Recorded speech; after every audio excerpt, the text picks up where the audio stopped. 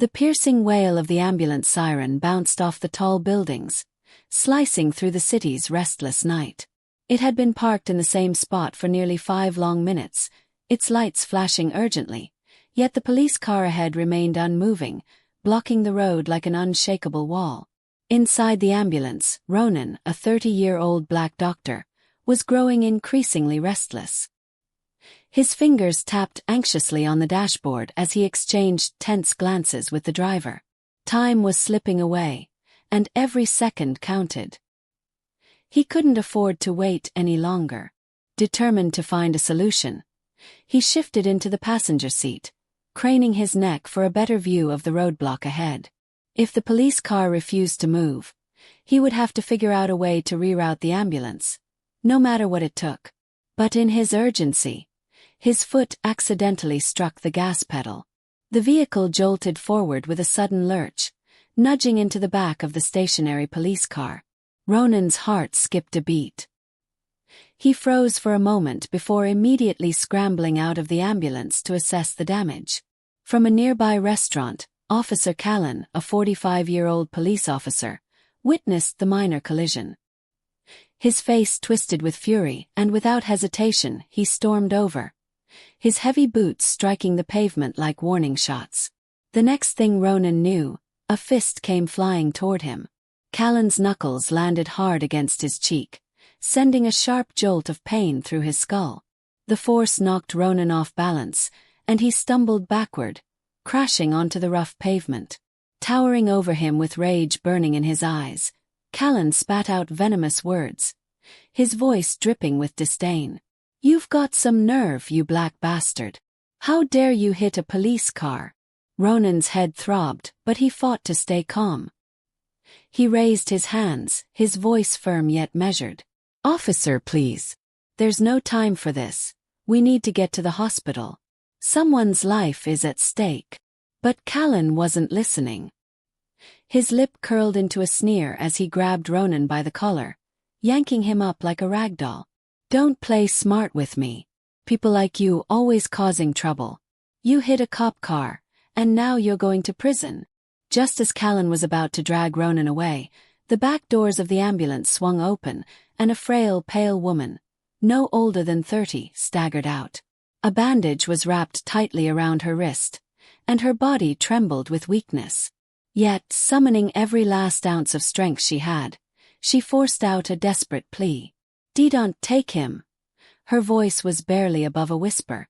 Before anyone could react, her legs gave way, and she collapsed onto the cold asphalt. Callan's eyes widened in shock as he recognized her. It was Gianna, his own colleague. Earlier that day, she had been on the verge of ending her life, but Ronan had saved her. And now, what would unfold next would leave everyone speechless. Hours later, Gianna's eyelids fluttered open. The hospital room was dimly lit, and she could hear the soft beeping of monitors. Her body ached, but the sight before her made her chest tighten. Ronan, bruised and battered, sat quietly by her bedside. Despite his injuries, he offered her a soft smile. Her voice was hoarse, barely audible. You did everything you could to keep me here. I owe you my life." Ronan shook his head gently. "You don't owe me anything. It's my duty to save lives." A silence hung between them, but then Gianna did something unexpected. She slowly lifted her arms, her expression pleading. Ronan's breath caught in his throat. Without hesitation, he leaned in, wrapping her in a gentle embrace. It was warm, comforting, but their moment of peace was soon shattered. The door swung open, and 3 white doctors entered the room. Their faces were cold, their demeanor hostile. Without a word, they deliberately shoved past Ronan, their shoulders colliding with his, knocking him backward.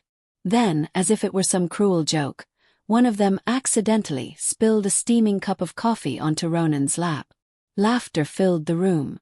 One of the doctors sneered, his voice dripping with mockery. Well, looks like you match your skin color now, filthy." Gianna's heart pounded. Rage boiled in her veins. "Stop it. He doesn't deserve this." The doctors barely spared her a glance. Relax, it was just a joke. People like him forget these things soon enough. Gianna clenched the bedsheet beneath her, her nails digging into the fabric. She had never felt so powerless, so furious. But Ronan, he didn't say a word. He simply turned and walked away, his pride refusing to let them see his pain. Gianna, however, made a silent vow. This wasn't over. A month passed. Gianna had fully recovered and returned to work. Ronan, still the same kind-hearted man, endured the daily torment from his colleagues without complaint. It seemed as though everything had fallen back into place. Until Callan returned. His face was pale, his forehead drenched in sweat. A deep cough racked his body, specks of blood staining his palm. Despite always being a healthy man, he had fallen gravely ill, and no one could explain why. As he waited anxiously for his test results, his gaze drifted to the hospital corridor. There he saw Ronan. But something was different. 3 white doctors, the same ones who had tormented him, stood around him, but this time they weren't laughing. They were coughing violently, their bodies racked with shivers. Panic filled their eyes as blood dripped from their lips. And then Callan's test results arrived. With trembling hands he read the report. His stomach dropped. He was infected with a rare, aggressive virus that was eating away at his body. The 3 doctors exchanged terrified glances. They refused to be tested, but deep down they knew they had the same disease. And then it hit them. Ronan. They had spent months humiliating him, mocking him, torturing him. And now they were convinced he had done this to them. Fueled by fear and desperation, they cornered Ronan in the hospital restroom. "You filthy black bastard! How dare you infect us?" Before he could respond, they grabbed him, shoving his head into the toilet, forcing him under the water. "Hand over the cure, or we'll kill you first." Gasping for air, Ronan choked out, "I don't know anything." Suddenly the door burst open. "Stop!" Gianna stood there, her eyes blazing. "You want the truth." "I did it." The doctors froze. Gianna took a step forward. "I poisoned you all. You bullied the only man I love, the man who saved me. Now you'll suffer for it." The doctors paled, their bodies trembling. But Ronan. He staggered toward her and whispered, "It's over, Gianna." Then, in a shocking move, he reached into her pocket, pulled out a syringe, and injected himself. Her eyes widened in horror. "No. You'll die." His voice was steady. "Give me the antidote, or I'll die with them." Tears spilled down her cheeks. Trembling, she handed it over. One by one, Ronan saved them all, including Callan. Gianna was arrested, sent to a psychiatric hospital. As for the doctors, they were never the same. Grateful, humble. And Ronan,